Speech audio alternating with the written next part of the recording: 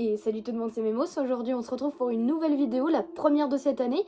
Et comme première vidéo de l'année 2024, j'aimerais vous en dire un peu plus sur moi et sur mon corps, puisque à la manière de Cyprien, on va dire ça, j'ai des problèmes avec mon corps, on va dire, entre guillemets.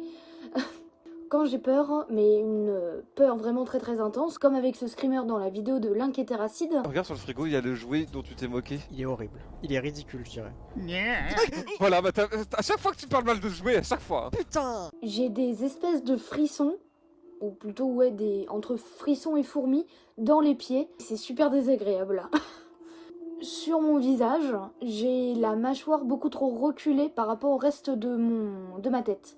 C'est d'ailleurs pour ça que je porte des bagues. Bien plus tard, quand mes dents seront bien alignées, je vais devoir subir une opération pour me ravancer la mâchoire. J'ai la comme ça. Tricotylomanie. Pour ceux et celles qui ne savent pas ce que c'est, je vais vous expliquer, bien sûr. On appelle ça un trouble, entre guillemets. Je préfère mettre des guillemets parce que, je précise, je ne suis absolument pas médecin. Je vous raconte juste ce que j'ai trouvé sur internet, de ce que mes médecins m'ont dit, de ce que je pense aussi, on peut dire ça.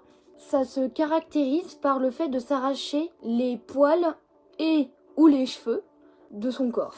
Les personnes qui souffrent de ça s'arrachent les cheveux ou les poils de façon répétée, entraînant forcément une perte. Ce qui peut provoquer ça, c'est le stress, le syndrome post-traumatique, l'angoisse ou l'ennui. D'ailleurs, petite update, pendant que je monte cette vidéo, je me suis arraché au total peut-être au moins 15 fois les cheveux sans m'en rendre compte. Je viens juste de me retrouver avec une énorme touffe dans la main. Génial. Et bien sûr, les personnes qui souffrent de ça ne peuvent pas s'en empêcher. C'est comme un tic, il faut qu'elles le fassent, c'est instinctif. Certaines personnes pensent que ce serait un TOC, ou dans son nom complet, un trouble obsessionnel compulsif. Je sais qu'il existe plusieurs stades de ça, parce que d'après les dires de mes anciens médecins, quand j'étais vraiment petite et que j'ai commencé, j'étais au plus haut stade. Le plus haut stade de ce que je me souviens, bien sûr, et attention, je le redis, je ne suis pas médecin, il s'agit de s'arracher quand même les cheveux ou les poils, mais de les manger. Alors, je ne le fais plus, bien sûr, parce que c'est dégueulasse. Moi, tout ce que je peux vous dire, en tout cas, c'est que je me les arrache et que ça me fait du bien. Je le fais quand je suis triste, quand je suis stressée, quand je suis énervée. Et quand je ressens ce genre de sentiment, mon premier réflexe, c'est automatiquement de porter la main à ma tête et de me les arracher. Alors bien sûr, je ne parle pas de ça pour me plaindre, bien sûr. C'est surtout pour que... Comment est-ce que je pourrais dire ça? Parce que je peux oser penser que certains ou certaines qui suivent mes vidéos ou qui vont tomber dessus par hasard peuvent en souffrir, ou même si vous qui regardez la vidéo connaissez des proches qui en souffrent, vous puissiez leur montrer cette vidéo là pour leur prouver qu'ils ne sont pas seuls, puisque comme j'en souffre encore, je me sens quand même assez seule parce que j'ai l'impression que personne d'autre n'a ça, et je sais que ça peut être difficile à vivre au quotidien avec les remarques pour les filles qui ont, comme moi à l'époque, les cheveux longs et que les cheveux, que ce soit derrière ou devant, ont plusieurs longueurs et à recevoir des critiques dessus, ou des... juste oh bah t'as les cheveux en dégradé, ou les trucs comme ça. Je sais que ça peut paraître anodin pour certaines personnes, mais quand c'est tous les jours et que c'est répétitif, à la fin ça devient assez pesant. Que bien sûr, malgré le soutien que je recevais de mes proches quand j'étais plus petite, par rapport à ça, je me sentais énormément seule et ça ne faisait qu'empirer la situation par rapport à ma tête. Donc voilà, je tenais juste à placer ça ici. Vous n'êtes pas seul si jamais vous souffrez de ça. J'aime énormément les jeux et les vidéos d'horreur, ne serait-ce que la saga Vendredi 13. Au départ, les slashers, tout ça, ça m'intéressait pas trop. C'est une amie qui m'en a parlé. Je me suis dit pourquoi pas essayer de regarder au moins le premier film.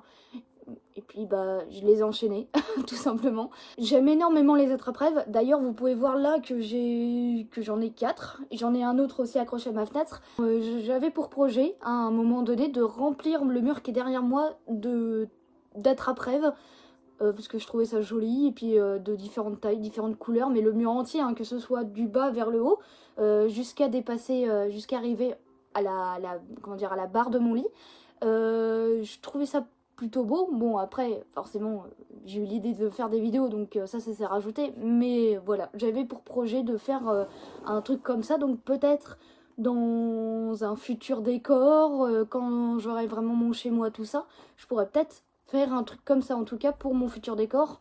Je trouve que ce sera pas mal. Vous le savez aussi sûrement, hein, mais je suis une fan d'anime et de manga, et là je vais décevoir tous les fans de Naruto, mais le premier que j'ai regardé c'est One Piece, et bien sûr pour moi ce sera l'anime et manga indétrônable pour moi, bien que j'aime bien aussi Naruto Shippuden, tout ça. Mais pour moi, One Piece restera l'indémodable dans mon cœur. Mais quand même, mon animé préféré et manga préféré, c'est Black Butler. Ça restera toujours ça, avec ses openings, son histoire. D'ailleurs, j'ai vu que la suite allait sortir en 2024. On est en 2024, j'attends ça avec impatience. Mon premier tatouage, donc celui-ci, je l'ai eu parce que j'ai eu mon bac et que mon beau-père m'a dit « Si t'as ton bac, je te paye un tatouage ». Chose faite. J'adore lire. Je pose ça là, hein, bien sûr. Mon Disney préféré, c'est La Belle et la Bête, mais les chansons que je préfère chanter, même si je chante comme une casserole, c'est celle du Bossu de Notre-Dame et de Pocahontas, en particulier Rien qu'un jour pour le Bossu de Notre-Dame. Chaque jour j'envie leur vie, moi qui vis solitaire, mais leur histoire je ne la connais pas.